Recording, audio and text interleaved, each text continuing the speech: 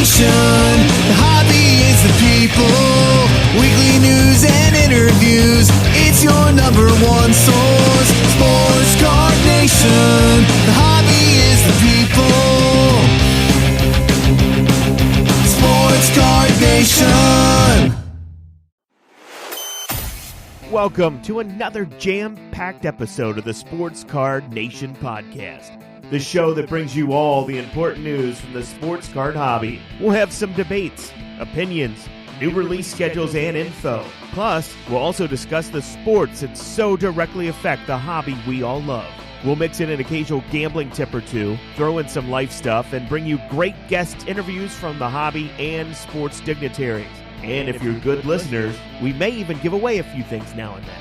Now, here's the guy who wanted the cards and not the gum, John Newman. Good evening, ladies and gentlemen. How's everybody doing tonight? All right. I'd like to welcome to the stage the lyrically acclaimed. I like this young man because when he came out with the phrase, he went from ashy to classy. I like that. All right. So everybody in the house, give a warm round of applause for the notorious John Newman. Give it up for him, y'all. All right. John Newman here. Welcome back. Episode 54 of the Sports Card Nation podcast. Before we dive into this show, I want to congratulate all the winners from episode 53 of the Sports Card Nation. We did our first annual yearly awards segment. We call them the Hobbyist Choice Awards, Sports Card Nation Hobbyist Choice Awards. We gave out 19 awards voted by you, the listeners, on all the social medias. We put polls up for best high and low end products, hobby MVPs, hobby rookies of the year, and we announced the winners. I want to congratulate specifically Upper Deck for winning Brand of 2019 as selected by you. You guys voted Upper Deck the 2019 company brand of the year in the hobby. So congrats to them. And speaking of that, a little future programming note, Chris Carlin of Upper Deck will be on episode 56, which will air December 27th. So Chris Carlin will be on episode 56, December 27th. We'll talk about some of the awards they won on last week's show. We'll talk about Upper Deck and things they're doing. Looking forward to that. Well, on this show, we have another CEO of a trading card company, Mr. Brian Gray, joins us. We're going to talk about a lot of things, and I'm going to, one of the prerequisites for having him on, I'm glad he came on. One of the prerequisites for me was the ability to ask him anything, and we cover everything, we talk about the acquisition, where Leafs places in the hobby. He's going to tell you how he feels not having a major license is a built-in advantage, whether you agree or not. That he makes a point with that, and we're going to talk about some of the optics of some things that happened and his thoughts on that. And one thing in the hobby we need to do maybe sometimes a little better job with is we're all human beings. We need to treat each other, whether you disagree or agree with somebody. We need to try to treat people as human beings. Okay, you don't have to like somebody at all. That's your option. That's your opinion. But we sometimes I think we make things way too personal. We get nasty, in both ways, and we need to try to maybe not do that as much. Talk it out, and hear someone out. Now, whether you hear someone out and you still don't agree with them or whatnot, that's obviously your option. But at least there's two sides to every story. This show's been all about that from day one. I'll never have anyone on this show, quite frankly, that tells me I can't ask this or I can't ask that, or only ask this or only ask that. I don't operate in that realm. I don't do it now. I won't do it in the future. I'll never appear on anyone else's show with any kind of prerequisite or we can't talk about this. But we need to be respectful, too, that being said. It's not about jumping on someone or attacking them. It's about asking questions, getting the answer. I want to thank Brian Gray for coming on. He's going to do that. It's a long interview. I'll give you a heads up. It's not a short interview, and we cover a gamut of topics. And so if you're just looking for a bash fest, you could probably exit right here at this exit because you're not going to get that, but I do get to ask them anything I want. And so it was a great interview.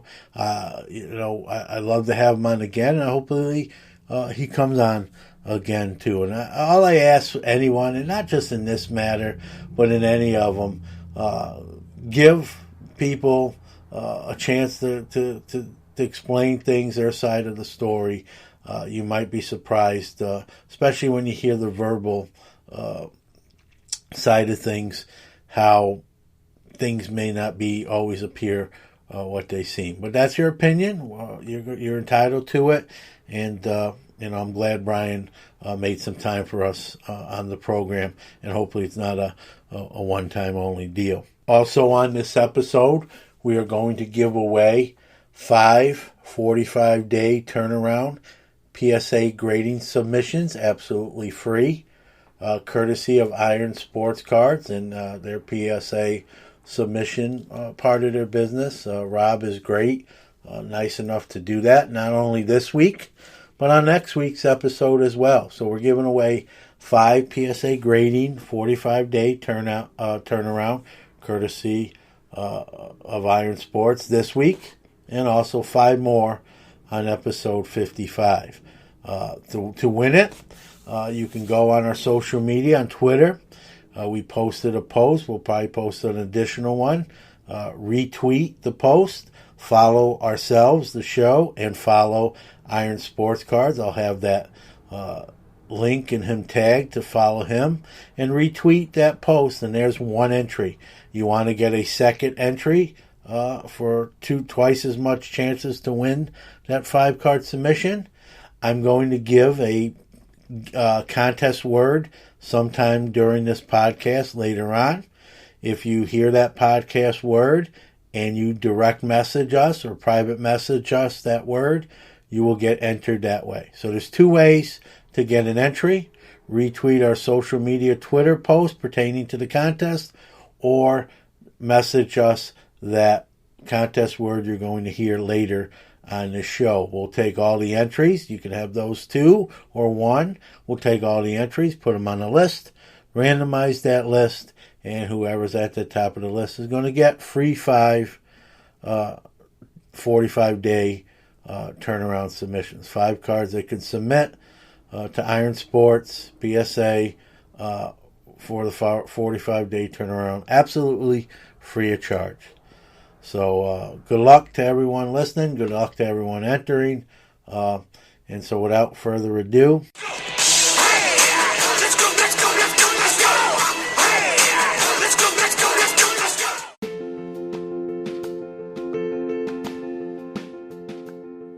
Sports Card Nation Podcast is your weekly hobby and sports podcast, now on 10 platforms: iTunes, Google Podcast, Stitcher, Spotify, Radio Public, Anchor, Pocket Cast, Breaker, Castbox, and Overcast.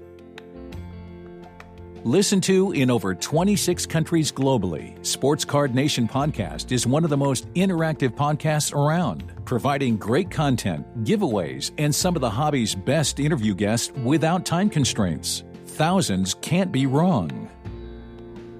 We want to thank all the wonderful listeners around the world, all our great guests, and our tremendous sponsors for making us what we are today. As always, without you, there is no us.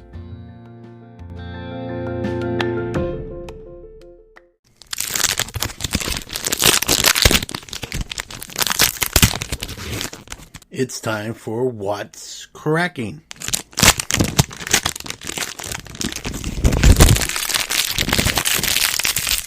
Panini Prism Basketball, first off the line, went live online, but a different format this time.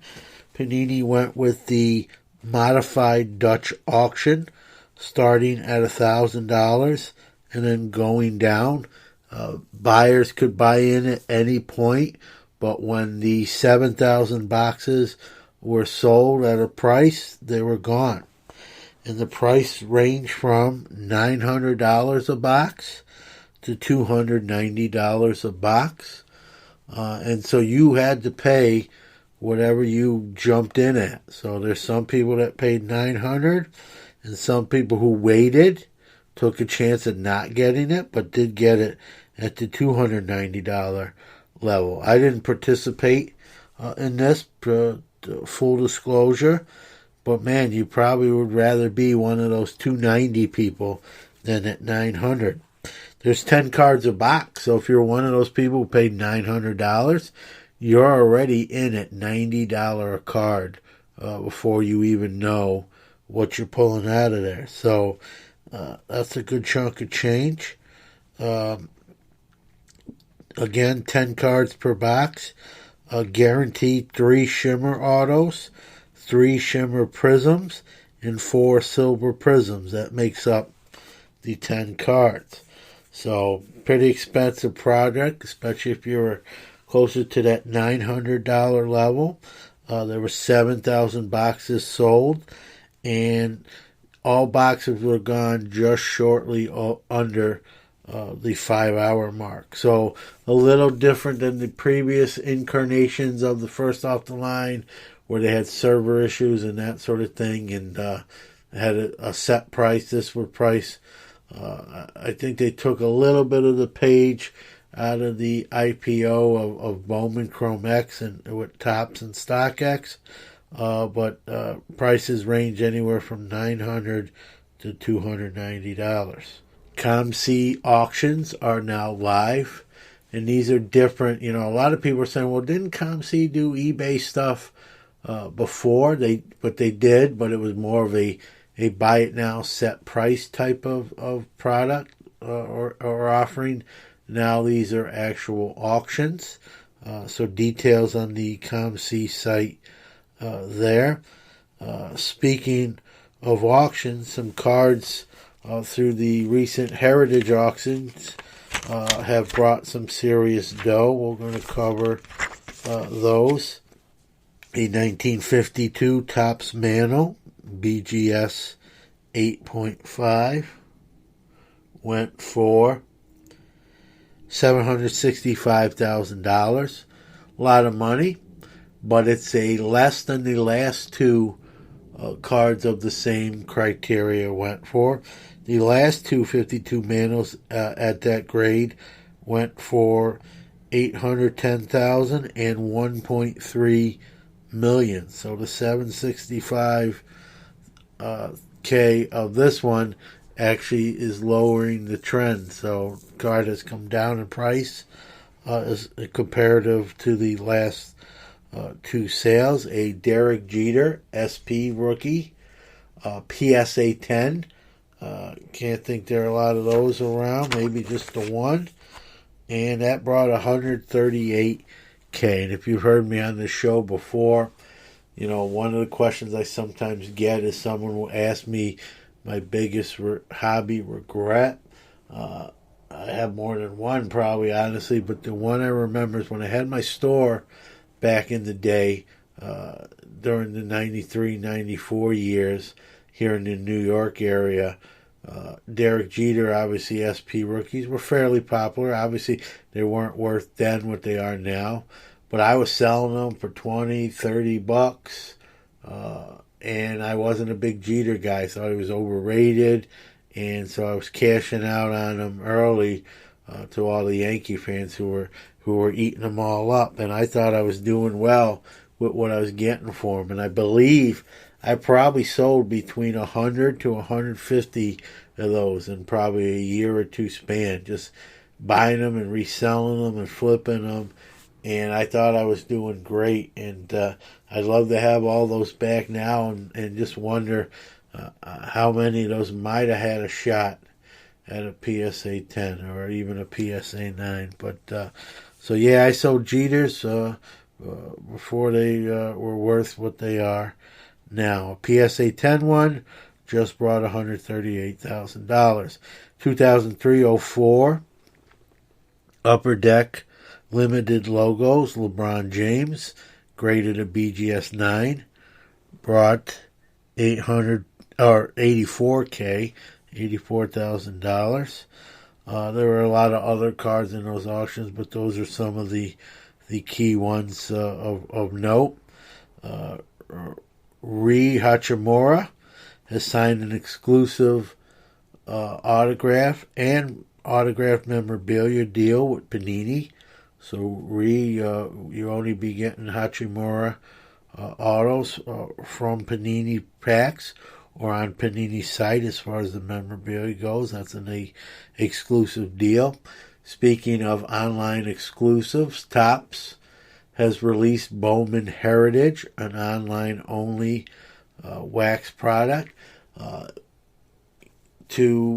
First off, Montgomery 582 members, me being one of those, were offered it preview sale first.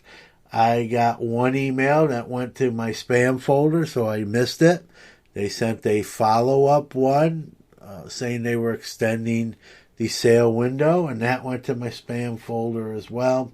And by the time I found those and tried to buy any of the product, I did not get it. So kind of dropped the ball there, if you will. It's Bowman Heritage, online exclusive only. And as a Montgomery 582 member, I get kind of an early buy-in process. So they're going to do that a few times a year with different products. I know one of those will be the Sapphire product. That will be something I will definitely try to get in on and pay more attention, obviously, to that. Going back to the Prism product, just the regular hobby and retail, silvers are, again, commanding a premium price, even though many people point out that some of the other colors, the orange and red and purples, are actually in less quantity, yet silver seem to bring that premium price, and they're really questioning as to why that is. I just think it's that perception, the look, and it's sort of like with Topps Update. It's sort of become like the key rookie card or key cards to get of players. And so I think the Silver Prism, the mystique pertaining to it, is driving the price up. But there's some deals to be had on some of those other color parallels that are obviously less print runs of, but are not bringing as much money. So maybe time to grab some of those on deals and wait it out until maybe there's a correction there, or you just get a great deal enough where it makes sense to buy it and maybe in turn flip it over. So Prism remains flying off the shelf. It's no shortage of the product, to be blunt honest with you, as there really technically never is, but people are just loading up their shopping carts with it, so it's not on shelves most of the time when you go in there to try to find it. And it's becoming that staple product, kind of like Update to baseball, where people just buy it and their key cards, and it'll be interesting to see long term what happens. You got Zion now looking like he's going to be shut down for the year, so he won't make his debut until next year. And again, I know I've said it before on this show, but I really would start to worry about him long term, because I'm just wondering if he's going to be one of those injury type prone players with the weight he's carrying on that frame. Can he stay healthy for a full NBA season? I said it on Twitter. I'll say it here. I honestly really do believe now that Ja Morant will be probably the guy to get from this year's rookie crop. What's up, Sports Card Nation? Matt here from Firebox Cases. Since I started making fireboxes, one of our slogans has been, keep your fire in, not real fire out. Well, that's not true anymore. Starting today, Firebox does both. Our Firebox Pro line of cases is heat resistant to 194 degrees Fahrenheit. But that's just one element of protection Firebox Pro offers. They are waterproof, dustproof, UV-proof, chemical resistant, crush resistant, the list goes on and on. The Pro line hangs its hat on protection, but let's not forget about improved capacity. All Pro models hold huge amounts of slabs, but the big daddy of capacity is the Slab Locker, the hobby's first whole collection solution. It holds an incredible 330 PSA slabs or 205 BGS slabs in any combination, and is still easily portable thanks to its built-in trolley. In fact, all fireboxes are easily portable because Firebox is the only brand of card case that gives you a detachable shoulder strap with every model. You've heard me say it by now, but the hobby isn't in the junk era anymore, so why are you still storing your cards in boxes made of junk? Go to fireboxcases.com today and use promo code SCNPOD to get 10% off your order of a premium case to reflect your premium cards. That's fireboxcases.com, promo code SCNPOD to keep your fire in and real fire out. All right, joining me now on the Monster Energy Sports Card Nation podcast guest line. He runs a card company. He doesn't do a lot of these type of spots, so I want to thank him before bringing him on for giving us some time today. And so without any further ado, Brian Gray from Leaf Trading Cards, welcome. Hey, thank you for having me. I've been looking forward to it. Door's always open. You know, you acquired the Leaf brand in 2010, but kind of give us, for those that may not know, give us like your hobby history, even as maybe a kid collecting, where it all kind of started from and that sort of thing.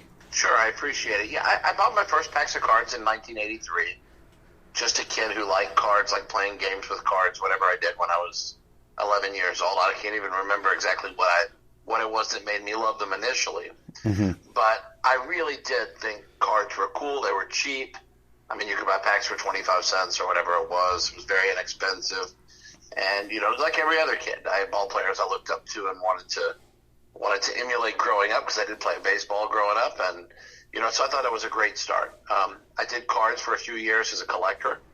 And I was very fortunate that I got in before the excitement that came into baseball cards starting in 1984, 5, and 6. Mm-hmm. 1987, things really started cooking. And, you know, I was only a 15-year-old kid, but I basically started doing shows regionally. At 15, 16, I started doing shows nationally where I was traveling around the country in a high school, doing shows on the weekends. Because, again, the market got so crazy that literally anybody could make money. And that included me. Yeah, you know, you did not even have to be a genius to make money. All you had to do was have the money to buy boxes, open them, and you could sell every card. It was really unbelievable. And so, you know, I did cards as a dealer, doing shows around the country through the late 80s. I ended up working for one of the biggest distributors in the business, Edgeman. If you've been around since the 1990s, you probably heard of Edgeman. Yep. I worked for Edgeman for a number of years. We were a huge distribution company that focused on sports cards, but also did all the other stuff as fads came along, whether it was Pogs or Beanie Babies or Yu-Gi-Oh! Or Webkins, or you pick your fad. Edgeman was right at the forefront there. And, you know, we built a huge distribution company that, you know, at our highlight, you know, at our high point was doing $100 million a year, you know, selling $50 million a year in Yu-Gi-Oh! Cards. So we had built this big business, and everything was super. But in time, you know, I started to realize that I had a passion beyond being a wheeler, dealer, flipper of cards. You know, because we were really like, not exactly like day traders, but it had become that. Yeah. We'd gone from buying and selling single cards of players we liked or speculated or invested in to like being huge volume case flippers. And so I figured out that my passion was bigger than that. You know, during that time we had owned retail stores. Mm-hmm. So we had been show dealers, store dealers. We'd been in every piece of the industry except manufacturing. And as a kid, I mean, what dream do we not have when we collect baseball cards bigger than making baseball cards? Yeah. So in 2008, you know, I started a company called Razor. And the vision for that, it started a little bit earlier than that. 2006, we made poker trading cards just for fun because I was a huge poker enthusiast. Yeah, I remember those because I have some. There you go. And there's some great players. Yeah. But in 2008, we made the decision, you know what, it's time to make baseball cards. So we really used those first 2 years in 2006, 2007 with poker, kind of, grinding our teeth and kind of learning the business. Started manufacturing in a much more meaningful way with baseball in 2008. We had half of the first round exclusive contracts in 2008, much to the chagrin of Topps. We did have half the guys exclusive. Yeah. And it was a big splash for a company no one had ever heard of. Not saying I love the name Razor because it's not my favorite name for a trading card company, but it was what we had at the time. Yeah. And so those were really critical years because they equipped me and taught me about the manufacturing part of the business. It allowed us to make some mistakes and do some things really well and really refine what we're doing leading up to what would be the next chapter. So at the end of, I think it was approximately 2009, at the end of 2009, beginning of 2010, I basically made the decision that, moving on from Razor was a good choice. Contrary to what a lot of people believe, Razor didn't just become Leaf. Leaf was a separate company. Yeah, it's the same company. It's funny. I know that, and I think you're right, though. I think there are people that think it just changed the name and that sort of thing. Right, and so we basically sold. We basically bought I took some of the assets of Razor to use, and the rest of the assets ended up somewhere else. And I basically went out and secured the Leaf brand. It was amazing that the Leaf brand was available. I like to think it's like all the planets line up in a perfect shape, and the universe opened up at the exact perfect moment for Leaf to fall in our lap. It was not a cheap acquisition, the name, but you're buying a bit of hobby history and a bit of, you can't really buy heritage per se, but we kind of did. Yeah. We kind of bought a legacy by buying the Leaf brand and giving us those past incarnations of Leaf that people remember.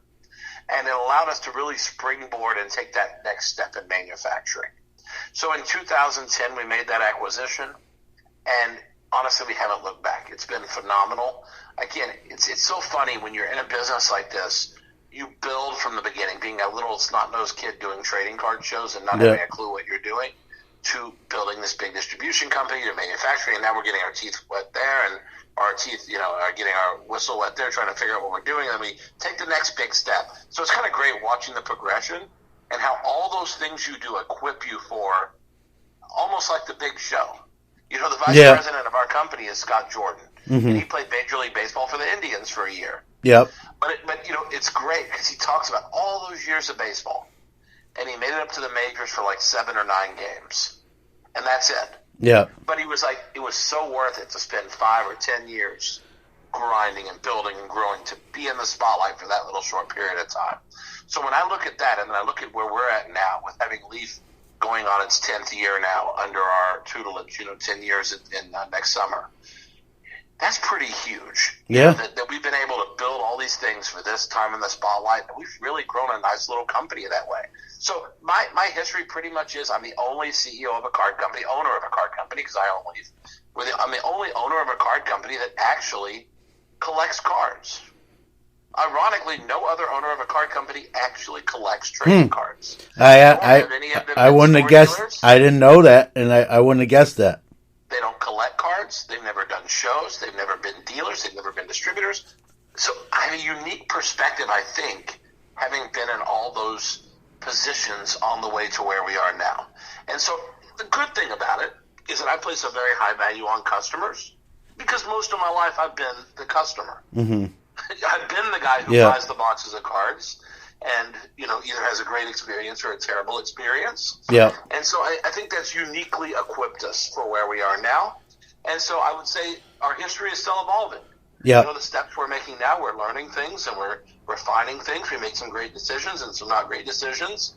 And all those things continue to equip us for what's next, whether what's next is us selling Leaf to a larger company and doing something with them, whether it's us continuing to make acquisitions like we have over the years, whatever that is. I love looking at history as an ever evolving, not just the past. Yeah. Because today is tomorrow's history. Yep. Nope. No doubt. And it's funny, Brian, hearing you talk a bit about your lead up and where you are now. I was born in 72, if I did my math right. Me too. Yep. So we're both the same age. And the other funny thing is, we have something else in common. You mentioned starting to do shows as a seller at 15. I did the same exact thing in 19. What a great experience for a kid to get that Yep. opportunity to find value in money, Yep. to learn basic business skills that young. I mean, it was Yep. the biggest blessing ever to be able to learn those things at a young age. Yep. That, my kids now, are having to learn at an older age. They're having to learn those same lessons. Yep. And so at 15, I was doing just Northeast. I'm here in the Northeast. I'm originally from New York City, but now reside in Syracuse. But at the time, I was just doing a lot of the Northeast, New York, Massachusetts, Pennsylvania, those areas. And like you said, it was a great experience. And, even at 15, getting to see different places and knowing the value of a dollar, knowing that generally the harder you work, the better you usually do. Not 100% of the time, but more often than not. And, here we are, 40 years later and 30, 40 years later. And, the hobby's a lot different, obviously, as we both know. But I wouldn't change, when I think about the kids in today's hobby and they don't know a time before jersey cards or even autograph cards. And I'm sort of glad I grew up in the era I did and can appreciate just the base cards and the rookie cards that we got back in the 70s and 80s and even 90s. And, Congratulations to you, because I'll tell you, we have something else in common, is that we're survivors. Yeah. And in this industry, if you look back over time, how many people have come and gone for various reasons, whether it's collectors that came, lost their love for it, and left, or whether it's companies. I mean, Press Pass, I'm trying to think who else was around, Wild Card. Yeah, I remember. Fleer went bankrupt and Upper Deck bought the assets. Yeah. I mean, we've seen a lot of turnover. Donruss was on the verge of insolvency when they sold to Panini. Yeah. So, I mean, you have a lot of history that, really, to be around still and having collected back then, that's a testimony to our love for this. Yeah. Because we're survivors when there are many not survivors. Yeah, no, I agree with you. And then there's the other side of that coin when you think about it and you say, man, I'm old. Yeah, I do that all the time now. I look at these young kids. Well, I was in Chicago at the show a few weeks ago, and these young kids, I mean, yes, I take a ton of cash to buy stuff. Mm-hmm. I see kids walking around with 50 grand, 30 grand. Yeah, it's crazy. Grand, and I'm like, man, things have changed. I would go to a show with $5,000 or $10,000, and I thought it was a big deal, when I was 16 or 18.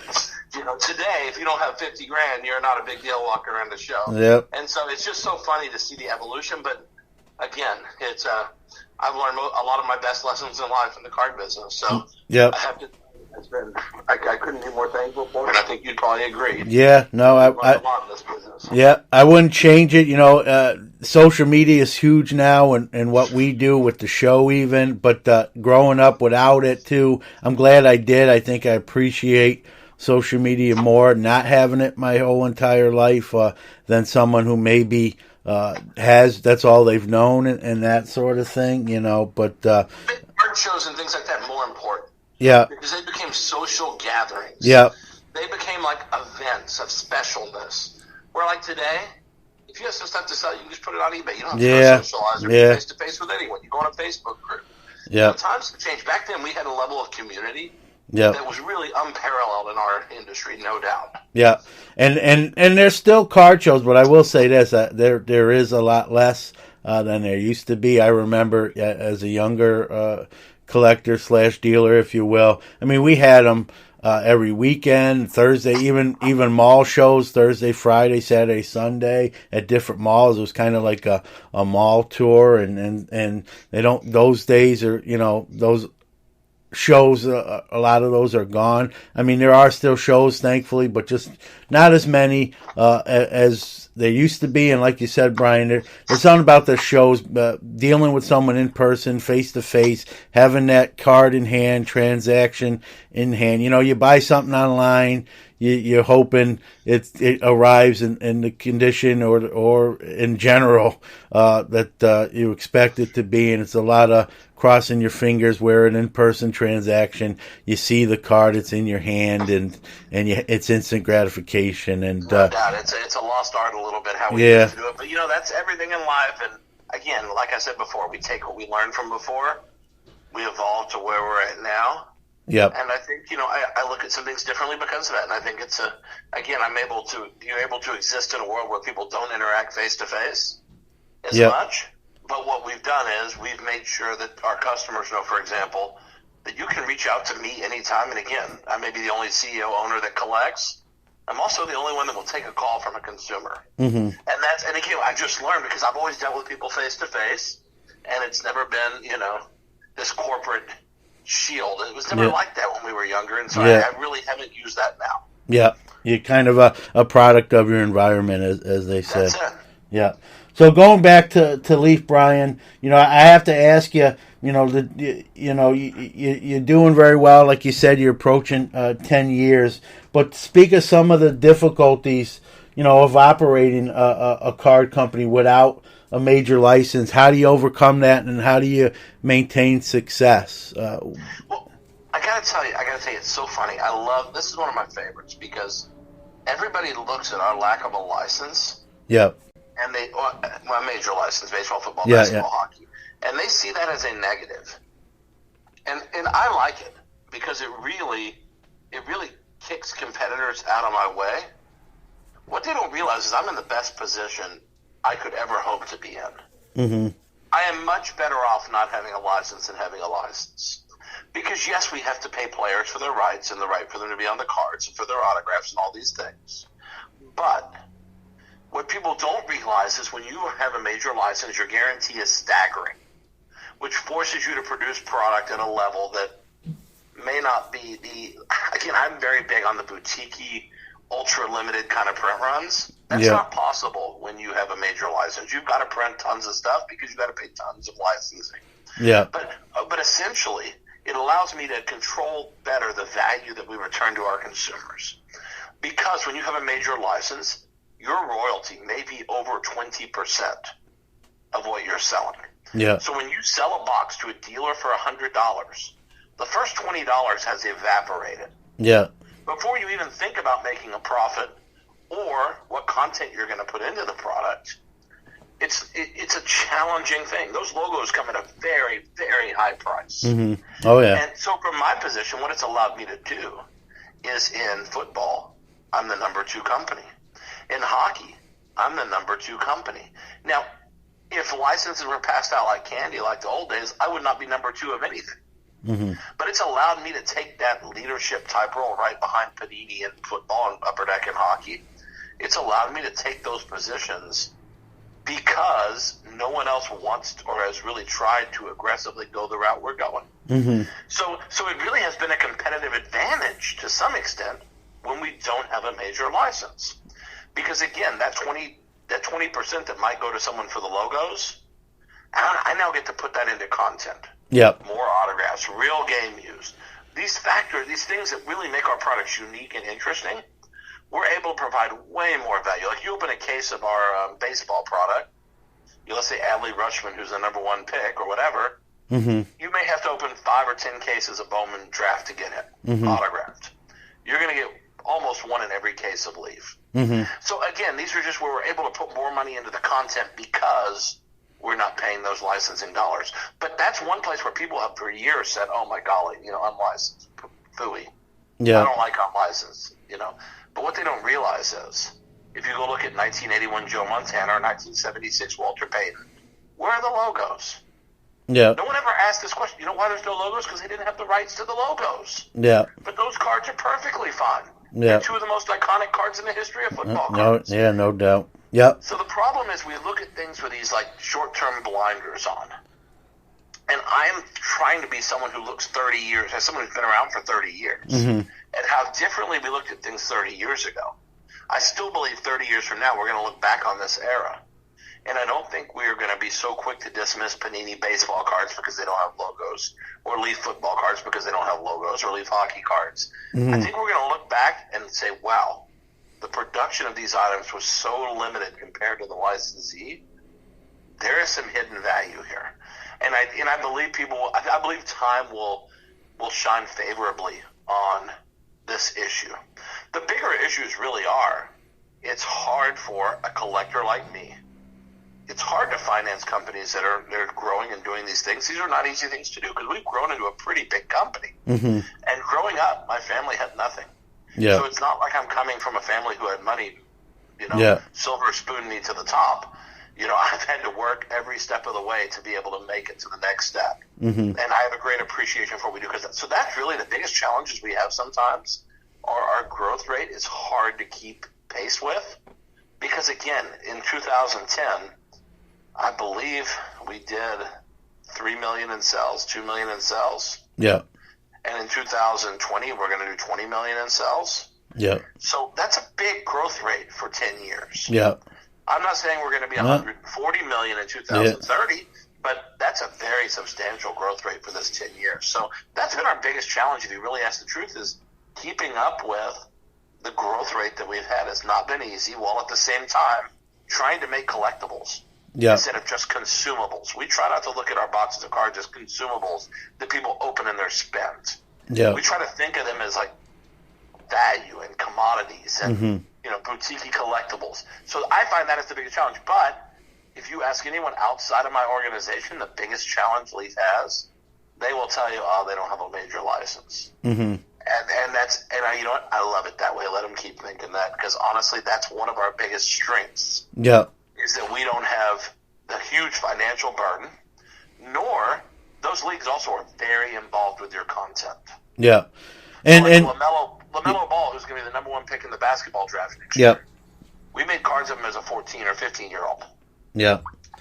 The NBA would never let you put a card like that in your product. Yeah. So we're able to bring cards like that could never exist. We have cards of O.J. Simpson signed, whether you like him or not. Yeah. We're the first autograph of O.J. Simpson in 25 years. Yeah. And we're able to do that. The NFL would never let you put that in a product. Yeah. So we have some freedoms that really, we enjoy some real freedom. Yeah, well, it's like you're off the leash. You're off the leash. That's it. We can do what we need to do. And guess what? We just signed a deal this week with Aaron Rodgers. Yeah. So he'll appear in our products. So we're picking up great names. We have Steph Curry under contract. It's not like we're not able to get A-list names. Yeah. In the entertainment field, we have Harrison Ford. We have plenty of quality names that we can work with in all the sports. We just have to do the deals a little differently. But I would say our challenge is keeping up with the growth while continuing to make products limited with a vision of long-term desirability without your blinders on for just what's going on the next 30 minutes. Yeah. Like some people, unfortunately, that's the vision they have. Yeah. We're trying to make collectibles with a bigger vision than that. Yeah. And you've taken, like you said, Brian, you've taken a perceived disadvantage and used it to your advantage. And, I don't care what anyone says. That's just smart business. And like you said, you're doing what you say, 20 million in comparison to when 2010, and like you mentioned, all the companies that aren't here anymore. So I don't think you necessarily have to apologize for that. You adapted and thrived, as they say, and in business, those are two good words. So that's it. Yep. So speaking of licensing, I got to ask the follow-up question. Do you see any time where you in other words, if one became available, a license, would it be something you'd act upon? What? How about this? In the next decade, I do not believe one major license will be available. Right now, I think football's got 8 more years on it before it even comes up. Yeah. Panini did a 10-year deal. Mm-hmm. NBA keeps getting renewed every 4 or 5 years. They're not going anywhere. Panini's doing a great job. Baseball, Topps is the staple. Yeah. Baseball is actually the one where I could see them bringing Panini on. It just hasn't happened. Topps has seemed to do pretty well there. And then in hockey, even though I believe Pete Panini should probably have a license, yeah, they are for some reason believe Upper Deck is the answer there. They do have a lot of brand equity, Upper Deck. But I just think these companies are so entrenched where they're at. Yeah. And the leagues really, their concern is not consumers having choices. Yeah. Make no mistake, their only concern is what are the dollars Yep. and how hard is it to work with those partners. And it's easier for them to deal with one partner if they get the same money, even though consumers cry for choices all the time. And so their choice is just going to have to be a situation like we have in hockey and football with Leaf. We're going to give you a choice, or baseball. We're going to give you a choice. It may not have logos, but it's a choice. Yeah. If you don't like what the licensee's doing, here's something else you can buy. If you love what they're doing, don't buy our product. It's totally fine. Or buy everything. Yeah. Buy what you like. It really doesn't matter. At the end of the day, I'm really okay if people don't buy my product. And I love it if they do. Yeah. I do this because I love it, not because I have to do it. I have to do it. It's not a ball and chain situation. I'm going to work out of like desperation to feed my family.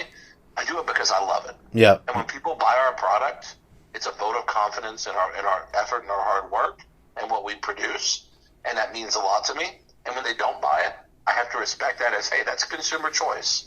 The same reason I don't drink Pepsi. It tastes terrible. I'd rather drink Coke or Dr. Pepper if I'm going to have a soda. It's okay. Yep. Pepsi does a fine job. A lot of people like it. Yeah. It's not my place to knock them for liking it. Go buy Pepsi. It's cool. Yeah. You just have to appreciate consumers buy what they want to buy. And if I don't make something compelling, you don't want to buy it, eventually I'll quit making it. Yep. Nope. But that hasn't proved to be the case. Obviously, we've grown 600% since 2010. Yeah. Well, from a selfish point of view, and I think I speak for a lot of other people in the hobby, I'd like to see more companies making baseball, football, basketball, and hockey cards. I think it'll bring out the competition in each company. It'll push each company maybe to put out better products, bump that up. And so from a competitive level, I'd love to see, you have more options as a consumer. So from a selfish point of view, and I think I speak for others too, I'd love to see, Leaf get a license, or Topps get football back, or Panini get hockey back, and et cetera, et cetera. I think it'll put the onus back when a company only has a license, the sole license. There is pressure there. I don't want to make it sound like it's a cakewalk, but there isn't as much pressure if they're competing with other companies in the same field, so to speak. And sure. And I will say this: the competitive environment does have challenges. Yeah. Right now in hockey, without getting too in the weeds, we're in a lawsuit with Upper Deck because we allege they've been involved in anti-competitive behavior, trying to close off the market to our competing product. So there are bumps in the road, and there are unfriendly competitive environments. However, what we have found is in baseball, Topps, Panini, and Leaf all coexist. In football, Leaf and Panini coexist, and Sage, whatever.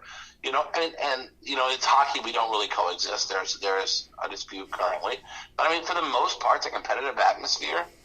I don't think any of the companies, with the exception of the hockey category, I don't think the manufacturers have a problem with their competition. I really don't. They really seem to thrive on, let's just do the best thing we can do, and we'll let the market decide where the chips fall. And I think that's how it should be. So I'd love to see more competitors. It's very hard to be successful. We've really kind of bucked the odds in making draft pick cards, like for baseball and football, that have stood the test of time like they have. Because that's the one place where most companies go belly up, like the press passes of the world kind of situations. Not that they're bad companies. They had great employees there. They really did, some of which are at Panini now.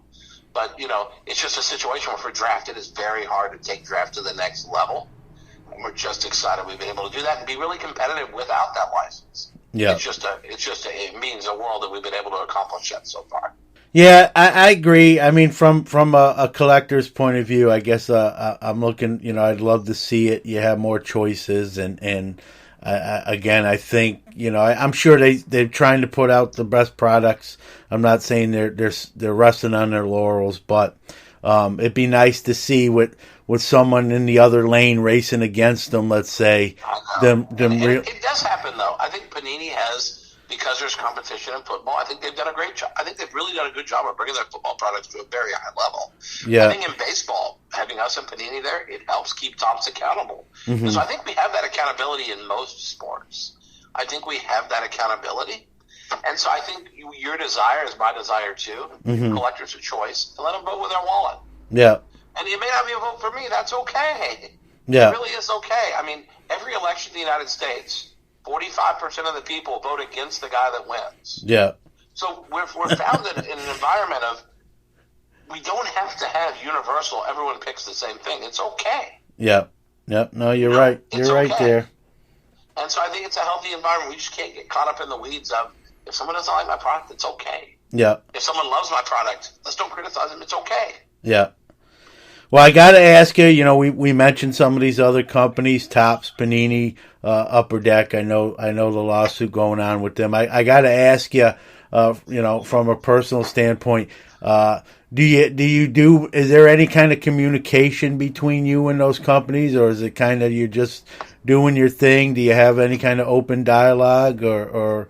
I think the open dialogue that we try to have with the companies, and again with Upper Deck we do not have positive dialogue. Our dialogue is usually in lawyers' offices or the courtroom. Yep. But with the other companies, honestly, we at the very least have a friendly banter because we've all been around. I mean, the guys working these companies are not spring chickens. Mm-hmm.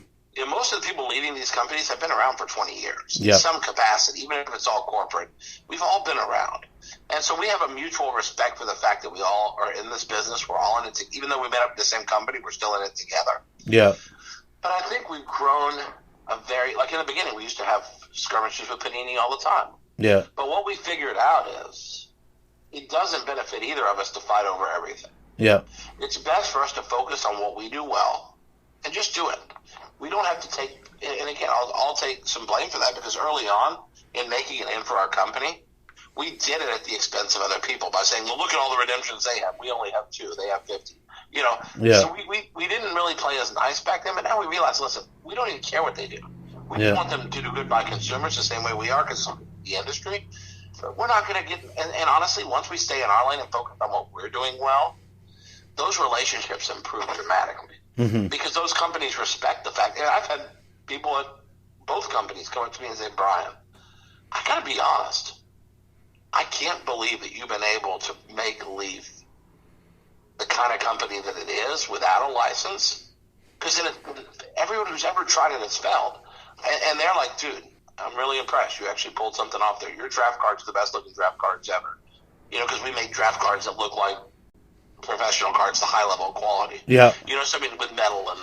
Well, that's the thing. Yeah, I'm not going to lie. I mean, I'm not just saying this because you're on the air with me right now. Believe me, I'm not. Leaf produces some of the aesthetically some of the most pleasing cards. I mean, I don't know what you'll say to this, but I've gotten some of these, and said, man, I wish.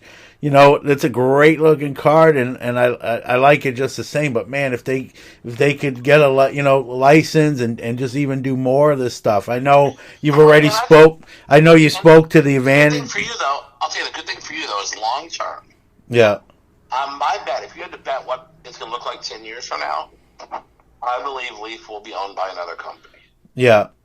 I believe someone will look at the assets we have, the people we have, and some of the things we do, and appreciate that in their bigger infrastructure, there is a lot of value in what we do. And so I do believe that will happen without commenting on any conversations that may or may not have taken place. Mm-hmm. I do believe that is the future. Not because I don't want to go it alone and keep doing what I'm doing. I love it. But I do believe that there is chemistry and it makes some sense that long term what we do would be better integrated into a big machine where you could take some of the good things we do and improve products at a bigger machine. I think there's a piece there that makes total sense. Yeah. The price has to be right because I love what I'm doing. Mm-hmm. But I believe that will happen at some point. I think collectors will benefit when it happens. Well, I think we do some things really well that could really be integrated nicely into another manufacturer. Yeah, and I don't want to speak for you. I'm sure I'm preaching to the choir maybe a little bit. And if that was to happen, Brian, even maybe you can stay on as, in some sort of role capacity, even if it's... 100%. I think that's why someone would want to do it because I hope.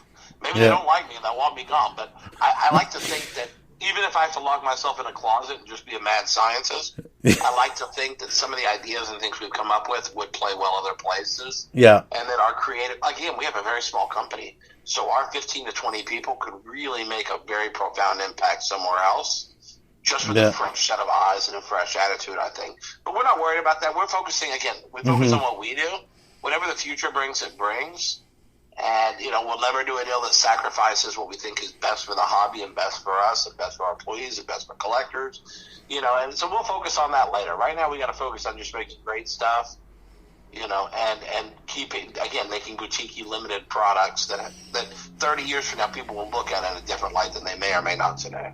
Now, I know we spoke off the air. I told you I was going to ask, one of the conditions for coming on, I'm going to ask you some of the tough questions, give you an open forum to speak your mind. I know social media, it's a blessing and a curse, as we both know. Sometimes print or text, like we both talked about, doesn't convey emotion or tone or not in the proper way anyway. It's come to light. It's an allegation, obviously, that some cards that were one-on-one cards that were designed to go to the consumer level, an employee allegedly got 43 of 120 of those. Sure. Yeah, I'll tell you the whole story on this. And again, it's so funny because we have people in our industry that are they're very, what is the word I'm looking like? They try to create grandiose, headlines to try to get people to click on their website. Again, we live in a social media world where you could make money every time someone clicks on your website. Yeah. Whether they're coming there for the right reason or the wrong reason. So, obviously you have to look at the motives of people in the industry. But, in a sensationalistic world, the story is really quite simple and a little boring and mundane. We've shared it before with people, but again, you won't hear it because the people who bark the loudest, they don't ever give you the whole story in life generally. They only give you the headline. That's why the headline's in big print at the top and then the actual story is really small, because the headline is what's designed to make the impact, not the rest of the story. But with that being said, I even forget the year of the National. Maybe it was 17 or 18. I forget what year the National was where we're talking about. I think 2018. Yeah.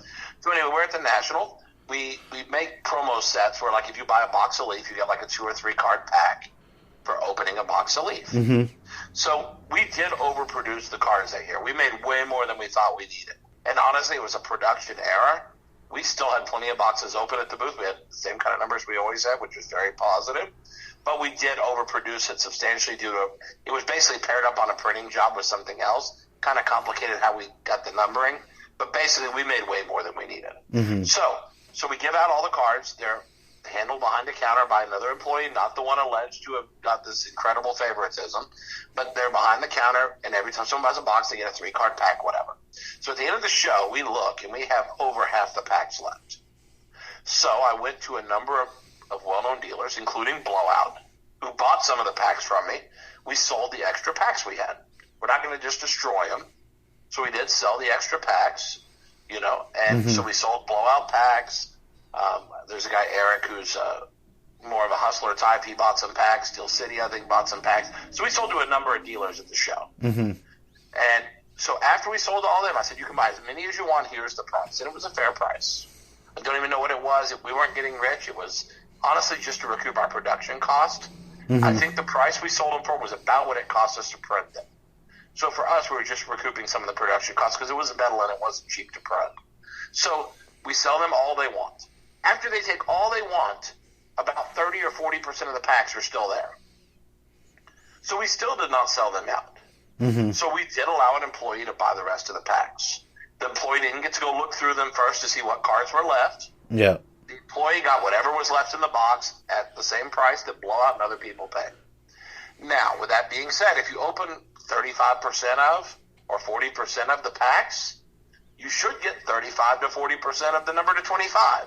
Yeah. 30 to 45% of the number to 10s. And so that's how someone gets 30% of the 101s. Mm-hmm. No one ever looked through the cards. So now, but here's the bigger issue. And like I said earlier, when we're in business, we learn things all the time. And what I learned here is whether the transaction was arm's length and honest or not, which it was, the optics were incredibly important. Yeah.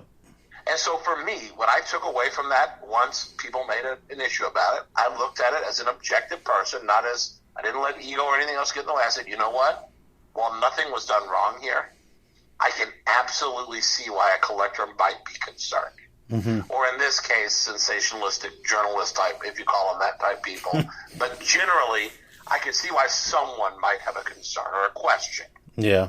And because it's important, they don't know that they didn't get to see the cards before they bought them. They didn't know what percentage they bought. They didn't know that Blowout could have bought every pack, and they chose not to. They chose to buy a big chunk, but not all of them. Yeah. They had choice. I mean, the last resort was to sell them to the employees that asked if they could buy the remainder, because the employees knew that these were cool cards that were probably underpriced. Yeah. And that they were shocked Blowout and these other guys didn't buy them all. Well, I think. So, with that being said, I think that's the challenge. Yeah. At the end of the day, again, you only hear the part of the story where this employee has these cards. The employee was never given one card for free. The employee bought all of them blindly, just like Blowout and Eric Basile and Steel City and whoever else bought. A number of people bought them. So to us, what I came away from that with is, okay, the optics are terrible, even if the truth isn't. So we have to address the optics. Yeah. And it was immediately we put a policy in place that not only could employees not buy bonus packs and things like that, they can't buy any cards from Leaf. Mm-hmm. Now, if I have an autographed Troy Aikman helmet, they're allowed to buy an autographed Troy Aikman helmet. Yeah. But they are not allowed to buy a trading card from Leaf. And we have employees from time to time that want to buy cards, and I give them the name of a Leaf distributor or a retail store to go buy our cards at. Yeah. Because we realize that the right thing to do is to address the optics. Mm-hmm. Because the truth is still the truth. We did not do anything wrong in what we did. It was an honest arm's length transaction, but the optics were more important, and we addressed those optics so we would never have this discussion again. Yeah. And so I think we made the right decision, but it's also very hard because, again, they only read the headline. No one reads the facts. And in this case, the people who wrote the headline don't even put the facts. They skipped all that part. We offered to come on their podcast and share the truth. Yeah. Even though we knew that these people have bad intentions, they didn't want to hear the truth. They actually said, if you'll give us a share of Amazon, we'll let you come on. And I was like, are you out of your mind? Well, I will. Out of your mind. I will and say Amazon was only $1,500 back then. Now it's $1,800. Yeah. But I was like, I'm not paying to be on your podcast to finish a story that you should have finished the first time. Yeah. Well, I appreciate your candidness. I agree. The optics really are bad. I mean, truth be told, and you said that yourself, Brian, and then you enacted a policy to make sure that that's not a reoccurring event. And like you said, you prohibit employees now from buying Leaf cards directly from you and the company, and you give them basically public information. Here's who has some. Sure. Good luck. Go for it. The ones who choose to buy it, do that, and the ones who don't. And it's I think the optics are everything. And so now what we've done is do everything we try to do. We look at the optics of a decision we make, and things like that. We try to keep that as part of our consideration on everything. And again, do we ever make decisions where we don't really consider the optics? Probably, because we have to make a lot of decisions. Mm-hmm. But this one was an easy one. I don't think the optics look good. Obviously, I don't think they do. But again, what I say, just as a logical, let's say I wanted to be a cynic and argue, I would say, let me ask you a question. If there was this deep, dark conspiracy that Leaf was going to peddle all these one-on-ones through these backdoor channels, do you really think I would give them to my employee to run on his personal eBay account where he goes on blowout message boards and tells people who he is? Mm-hmm. For real. Sometimes I'm stupid, but not that dumb. Yeah. I would never, ever do that. That's so stupid. But again, I just don't get it. Yes, the optics are bad, but I stand behind the fact that it was a good arm's length transaction. We just can't have transactions, even if they're fair and arm's length, because the optics are bad. But I find it amusing that people haven't even thought that element of it out. Like, do you really think Brian would have his employee on his own personal eBay account where you can see who he is and where he lives, run 40 one-on-ones on it? Do you really think that? Of course not. Yeah, I hear you. Well, I don't know if it's something you do already, but an idea that just literally popped in my mind. If you want to steal it, you by all means, just popped in my head. Even maybe producing, I know you mentioned approximately like 15 employees. Maybe even like an employee set for like Christmas and whatever else they might. Yeah, we may do that. Upper Deck's done that for years. Some of the cards are actually pretty cool. Yeah. My employees typically just want a cash bonus, a check. They can get, the card set could be in addition to that if that's what they... Honestly, I can make the sickest card ever. That's like a booklet with like 100 autographs of every great player we have. I could give them the most incredible card of all time. But, I mean, that's an idea for sure. We may do that because I've seen Upper Deck do it for years. I used to be a consultant for Upper Deck, so I saw it firsthand when I was. But, I think, again, I have to focus on each individual instance. And in this case, it was an easy one because we really don't make a habit of selling cards to our employees. Mm-hmm. So it was easy to put a policy in place that said, fine, we won't sell our cards to our employees. Yeah. And so we've done the National in 2019. We had some extra product. We did not sell it to employees. We brought it home and sent out an email to all of our dealers to allow our dealers to buy it. Yeah. So that they could in turn offer it to their customers wherever they were, even if they couldn't be at the show. And that worked just fine. So we addressed it successfully. We had no issues this year. So I think we've done a great job of managing poor optics. Yeah. No, I agree. It didn't look good.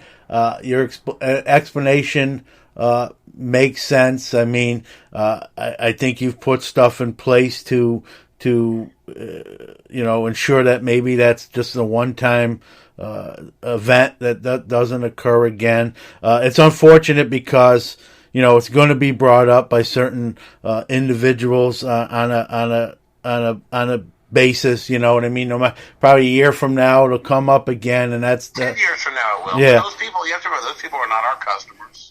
And honestly, when I address the optics, you realize I didn't do it for those guys. I'm not even going to say their name because I don't want to give clickbait to people. I hear you. But we didn't do it for those guys. Yeah. We did it for the consumers that actually are engaged with our brand on a retail level.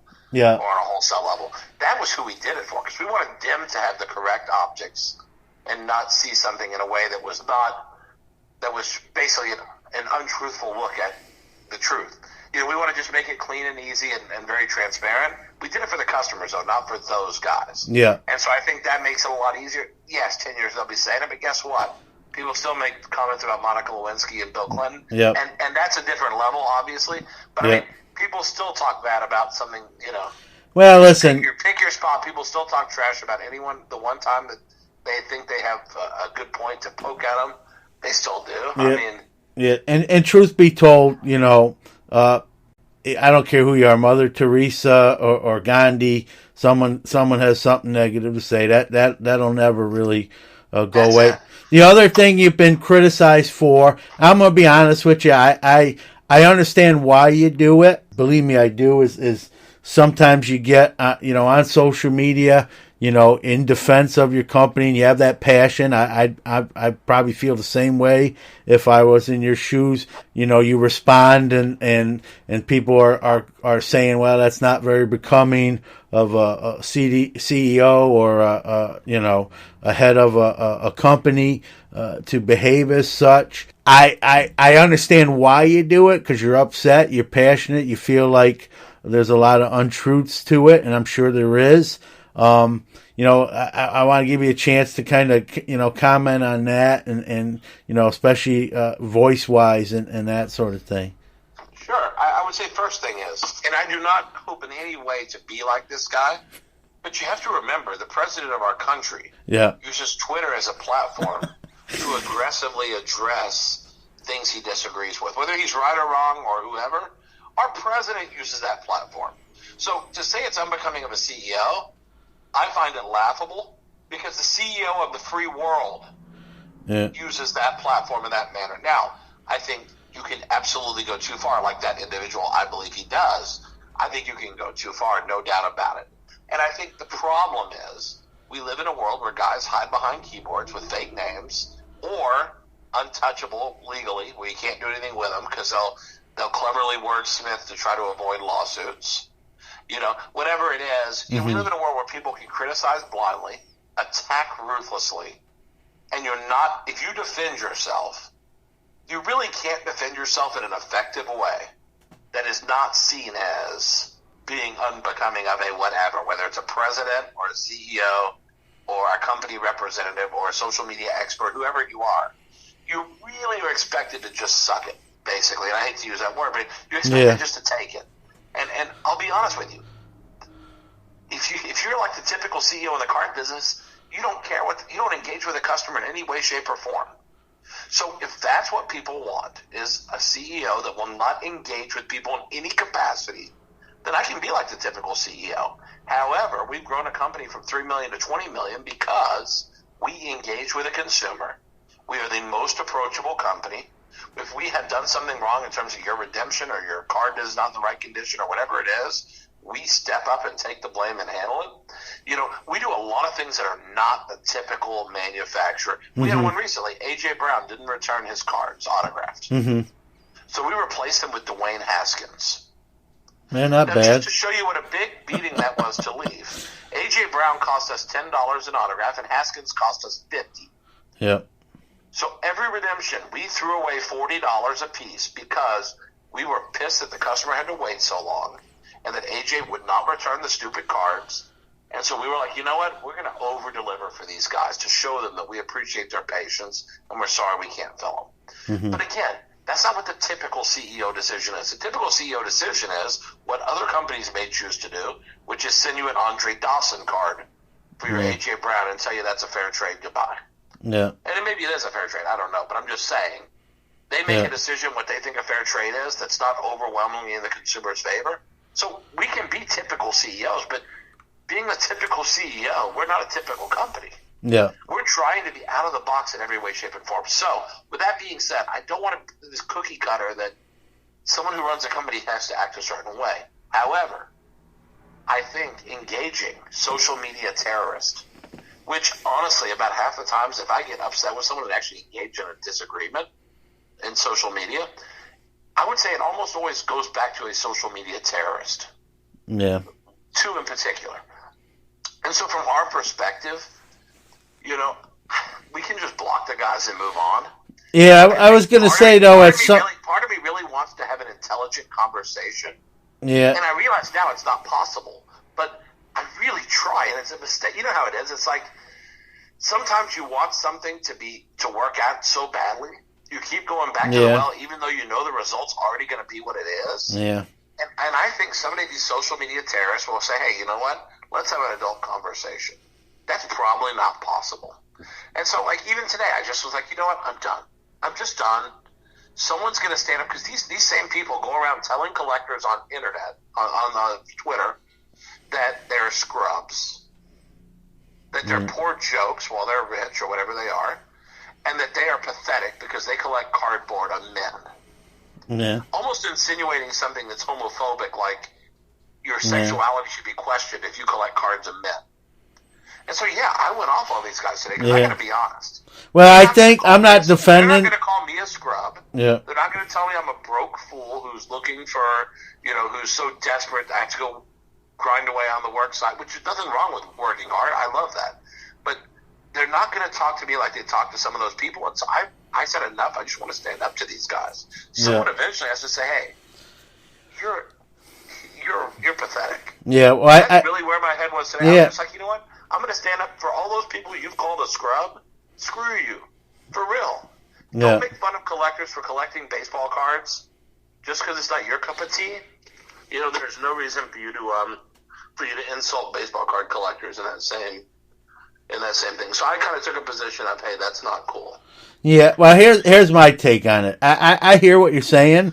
I'm not saying I feel a lot differently. I think with those in particular, a lot of that I think is shtick to incite that reaction from people, including maybe yourself. And sure.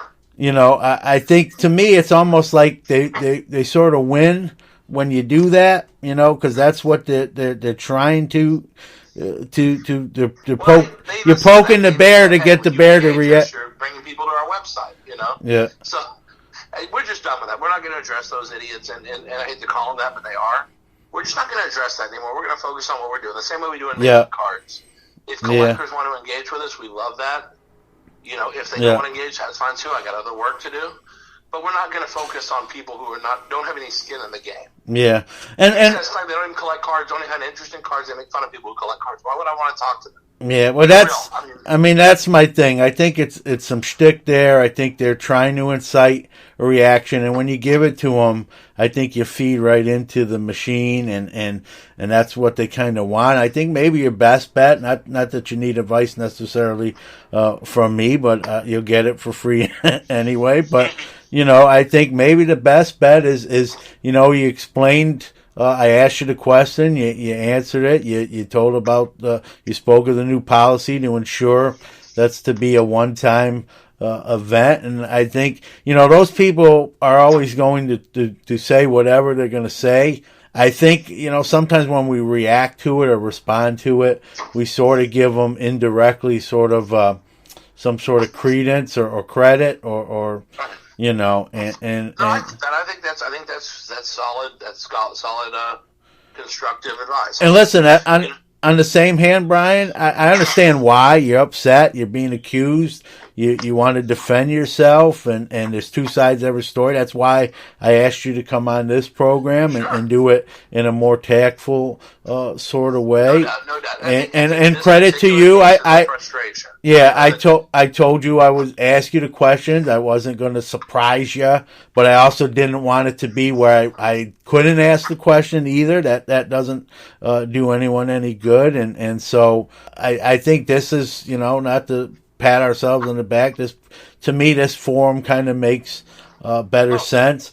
You mentioned that you do answer phone calls. I mean, I guess if anyone has not that you want to, I don't want to put you out there and we don't want to get this bombarded. But I think the idea here is you're right about the platform. It's a better platform, clearly. And I think the challenging thing, like you said, is how do you reach the maximum number? Which on Twitter for us, we have 20-something thousand followers, around 20,000 followers. Yeah. So we're able to reach 20,000 people with a click. That's tempting. Yeah. Now, for us to create video content that hits those 20,000, which is us presenting things in this format, that's very possible too. So this is what we talked about earlier. We continue to learn, evolve, and refine how we do things, whether it's making cards or communication. We continue to refine those things constantly. And that's why today we're a better company than we were 5 years ago, and we're better 5 years ago than we were 10 years ago, which was better than I was with Racer. Yeah. It's a building process, and we continue to refine what we're doing. And at the same time, I don't want us to lose the passion that you pointed out earlier. Yeah. We just have to direct that passion better. Yeah. Yeah, no doubt.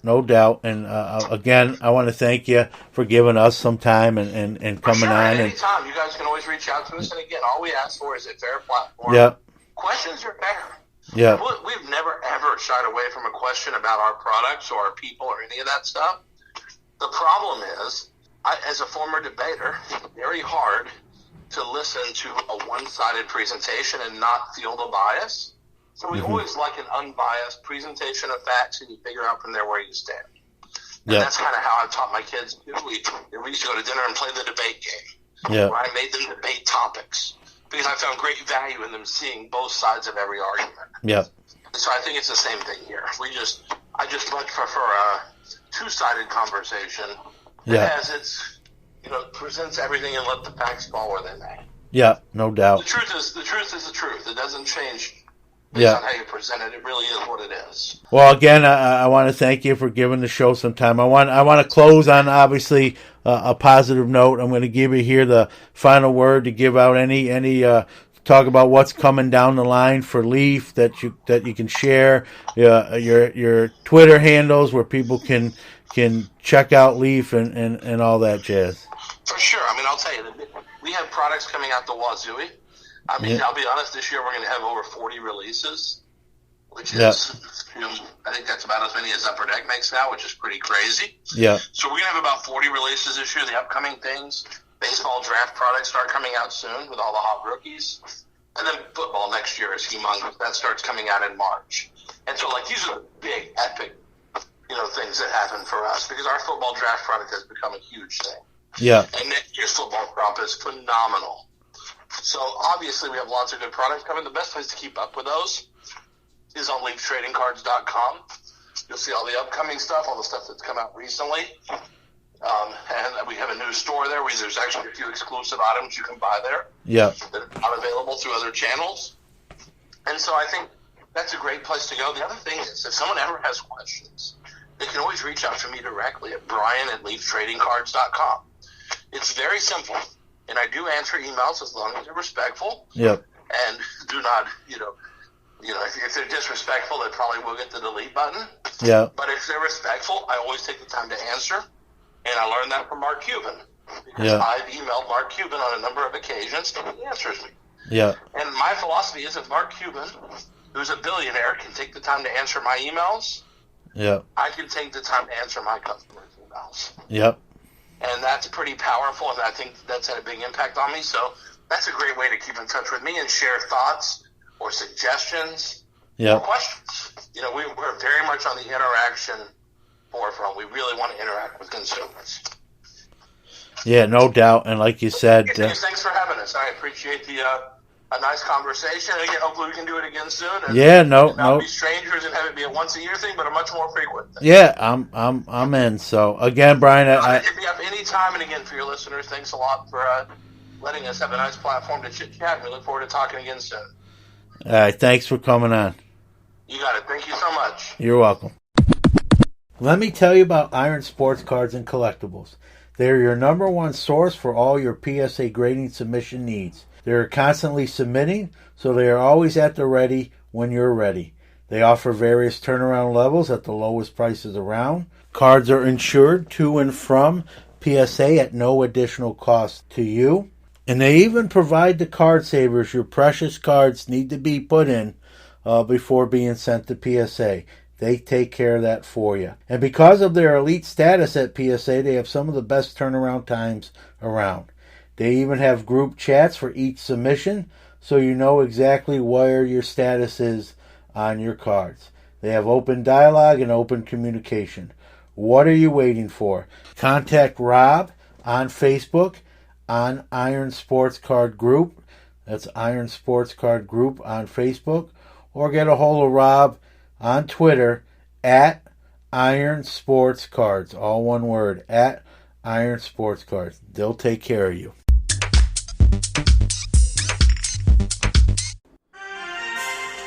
It's time for From the Box Seats, where we go around the sports world to bring you the news that affects the hobby we love. Let's start in football, where Lamar Jackson has put some separation between him and the rest of the candidates for NFL MVP. Looks like he'll win his first one in the second year. And let me be the first to say I was wrong. I was one of those that did not think he was going to fare well at the quarterback position at the next level in the NFL. And so far he's proved me wrong. Now, he's still in his second year. A lot can happen. What's happening now is a lot of guys are actually going for his legs when they tackle him. Maybe not to seriously injure him, but maybe to at least put him out of that game. I think you're seeing a little bit of that lately. And so that, that's sort of what happened with Michael Vick too. And so we'll have to see, eventually if the league does anything or does the team do anything. I think it'll be one of those deals where once the Ravens kind of solidify their seed, they'll have them head to the bench with nothing to prove. Guess who's being accused of cheating once again? If you said the Patriots, you're going to the bonus round. This time they're been accused of filming the Bengals sideline signals under the guise of doing a documentary called Do Your Job, which is the Patriots slogan. Bill Belichick is claiming he has no affiliation with the crew or knows what they're doing. But again, and I'm not one that says that they won all these Super Bowls because of the cheating scandals. I just think they're a very good coach team and have good players, and Tom Brady's one of the greatest quarterbacks ever. But yeah, do I think this has aided them? And this, where there's smoke, there's fire. Yep. And here's another case of that. Some people are saying, well, why the Bengals? I mean, you need to, film sideline. I don't think they care who they're playing, folks. I think they're trying to win every game. I don't even think we know half the stuff they do. I'm sure there's other stuff. I think what the league should do, they're actually investigating this very vehemently. And really, if they want to really dig up stuff, is go to former employees that aren't there no more and ask them what they know and that sort of thing. So I don't think this is an isolated incident. I don't think the Patriots have won Super Bowls solely on filming signals and stealing calls from a sideline. But you can't do that. It's against the rules, and if you do it and you're caught, you should pay a consequence, whether that's draft picks taken away, heavy fines. I don't know, but there's rules there for a reason, and they got to abide by them. And it seems like the Patriots just always have seemed to come to the forefront when something like this rears its ugly head, and here they are once again. Let's go to the basketball, where Zion Williamson looks like he's going to be shut down for this year's basketball year. Will not make his debut. Looks like he may start at the end of 2020. The team being extra cautious with him. But I tell you what, that makes me extra cautious because I really, it's just my opinion for the 2 cents that's worth. I really am concerned that this is going to be kind of an every couple year injury thing. Can that weight on that frame and his body handle it, and the legs and the knees and whatnot. And I tell you one thing, it's nice to pull them out of a pack when you open product. Don't get me wrong, and that's who you want to get. I understand all that, myself included. But I'm really just starting to believe that he may not be the best rookie in this class when all's said and done. And I'm starting to really thinking the money should go on John Morant of Memphis, who's playing very solid basketball, appears to be healthy, a different type of player, but a very good one nonetheless. And you just worry, you always hear, I know people are saying, Greg Oden 2.0, and as crazy as it sounds, I'm not sure it isn't. You don't know. I mean, Greg Oden barely played at all, so I don't really think it's going to be to that level. But is this going to be a player in Zion that misses time like each and every year, 10, 12, 20 games? And now in the age of load management where guys sit without being hurt, is it going to be, even when he plays, do they load manage his games? And, so it's going to be really interesting. It looks like we're not going to get to see what he can do at the pro level this year, and we'll have to just wait. It'll be interesting to see how that affects his sales.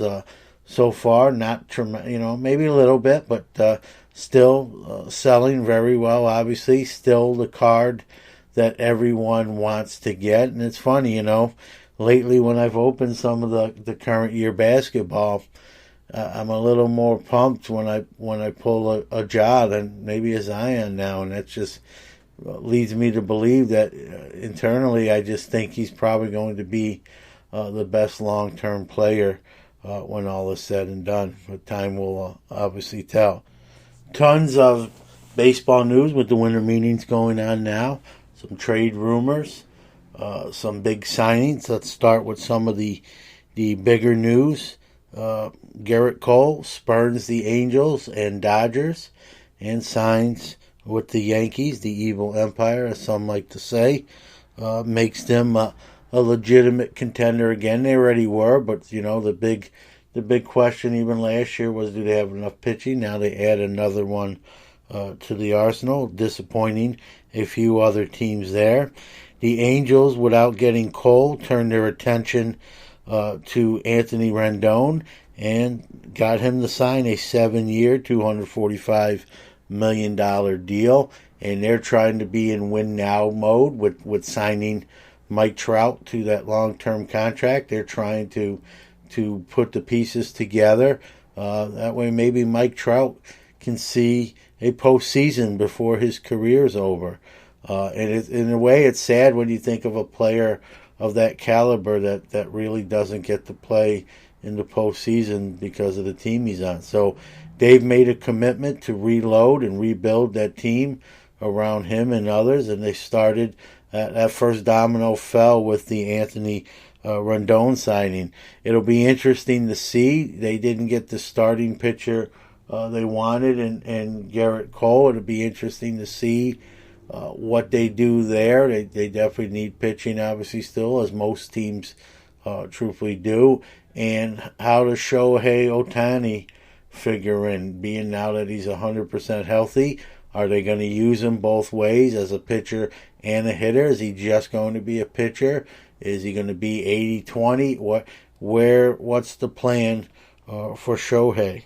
In a trade, Nomar Mazara goes to the White Sox. They give up one of their better prospects in Xavier Steele, headed to the Rangers. A rumored trade is Francisco Lindor. Looks like the Indians are entertaining offers if they can get blown away by one, and the rumor is they want Gavin Lux and Dustin May in a package from the Dodgers for Lindor. So we'll see if that happens, or do they pivot and go to another team with Lindor, or do they bite the bullet for a year and keep him? Steven Strasburg is staying with the World Series champ, signing a huge deal, slightly less than what Garrett Cole got, but he signed it before Garrett Cole did and kind of set the bar, so he's remaining in Washington while his teammate Rendon heads to the West Coast. Smaller deals, Rick Porcello, former Cy Young winner, and Michael Walker going to my favorite team, the New York Mets. Nothing earth-shattering there, and quite frankly, doesn't get me that excited. We already lost Zach Wheeler, who's made his way to the rival Phillies for big money. So I don't think we've really replaced that spot with those two, let's say. But it's early yet. We'll see if more moves are going to take place. Jose Peraza is going from the Reds to the Red Sox, just adding Sox to the end of Red. And so he moves from the National League to the American League. And so really the early stages of the baseball off season. And so there'll be probably some more trades and signings, obviously, and some maneuvering and jockeying to try to win a baseball World Series. Hall of Fame on the Veterans Committee side have been announced. 3 guys are getting in. Marvin Miller, one of the representatives of the Players Organization back in the day, got in as a contributor, as he probably well should have. Ken Harrelson wins the Ford Frick Award, to get in as an announcer. And in the Veterans Committee, player-wise, only one guy. That's Ted Simmons, catcher. And so, no, a lot of people are upset. Dale Murphy did not get the call like a lot of people thought he would this year. I thought maybe this would be the year Dale Murphy got in, but it's not to be. I think and hope. It's funny because being a Mets fan, he did plenty of damage against us in that division, but I always was kind of a Dale Murphy guy, a fan of him. Probably one of my favorite players, non-Mets. And being in the same division, I almost felt guilty about that. But the guy was just a quiet guy, head down, grind it out, put up numbers, home run hitter, one of the scariest guys when he was in the box. And I know he had some injuries the later part of his career, and some of the numbers declined, as a lot of times happen. But when you look at the overall body of work, to me, he's a Hall of Famer. I kind of put him in comparison with a guy of that same era in Jim Rice. And so, to me, Dale Murphy should be in the Hall of Fame. He didn't get the call again, but I'm hoping somewhere soon here that changes for him. All right, time for the 45-day free PSA submissions contest word, and that contest word is slab, S-L-A-B, slab. Private or direct message us, don't publicly post it, the word slab, on any of our social medias, whether that's Twitter, Facebook, Flick Chat, Instagram. Just make sure it's private, and you will get an entry to potentially win that 5-card, 45-day PSA submission giveaway. So again, that keyword, that contest word is slab. Good luck.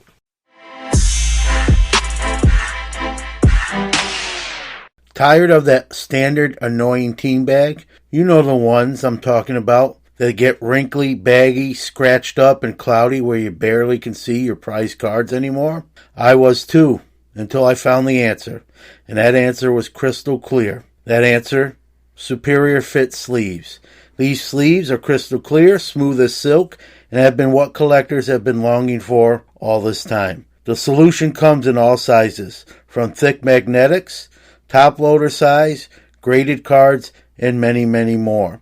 I use them, I swear by them. Find yours today at www.superiorfitsleeves.com or go to eBay and search eBay seller Richie707. That's RICHY 707. You can thank me later.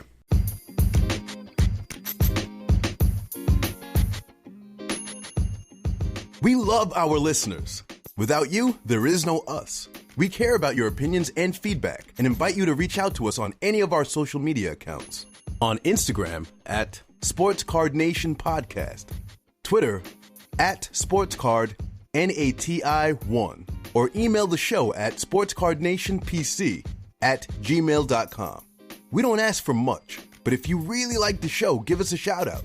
Tell your friends or give us a follow on our social medias. If you enjoy the show, please give us a positive review on iTunes or any of the platforms you are listening on. Thank you.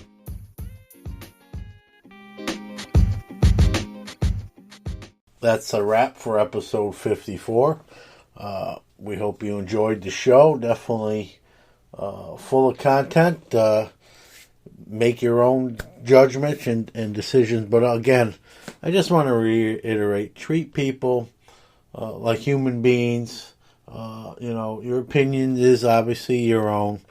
I want to thank Brian for coming on, Mr. Brian Gray from Leaf Trading Cards. I think he explained a lot of things. Again, maybe hearing it in a verbal form will clear some of that air, hopefully. But again, that's up. You're entitled to your opinion, as he said himself. With the PSA 5-card giveaway contest submission, good luck. Get in. Retweet that post. Private message that contest word you heard on the show as well. To get in on that, we'll announce the winner probably on Saturday or Sunday after the show. And next week, we're going to give away another 5-card submission, again, courtesy of Iron Sports. Also, some programming notes. Episode 55 will be obviously on the 20th, and our guest will be Chris Stuber from Baseball Card Daily and Cardstock. Very informative. Has worked in the sports industry, has published, and is a great hobby content producer. And so we're going to talk some about his sports career and also about cards. Obviously, it's going to be a great interview. He's a really good guy who knows a lot about this hobby. And in 2 weeks on episode 56, Upper Deck Chairman Chris Carlin will join the show to talk about all things Upper Deck, the hobby, and some of the awards they took down on the Sports Card Nation Hobbyist Awards on episode 53. So a lot of things going on as we head into year 2. We're going to continue to bring you great interview guests. We got a lot coming up. I've got a list I've got to get to, and hopefully we can get everybody on. We've got a lot of giveaways to continue to do, and a lot of content to continue to bring. I want to thank, as always, everybody on the show for that listens, and everyone that's been on.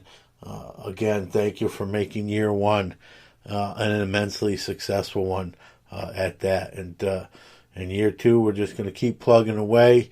and try to even be better, as you always should. So that being said, thanks everybody. Good night. We'll see you in 7 days. You've been listening to the Sports Card Nation podcast. Join host John Newman next week as he gives you another jam-packed episode of all things related to the sports card hobby. And a little extra fun, too. Don't forget to check out the show on Instagram at Sports Card Nation Podcast.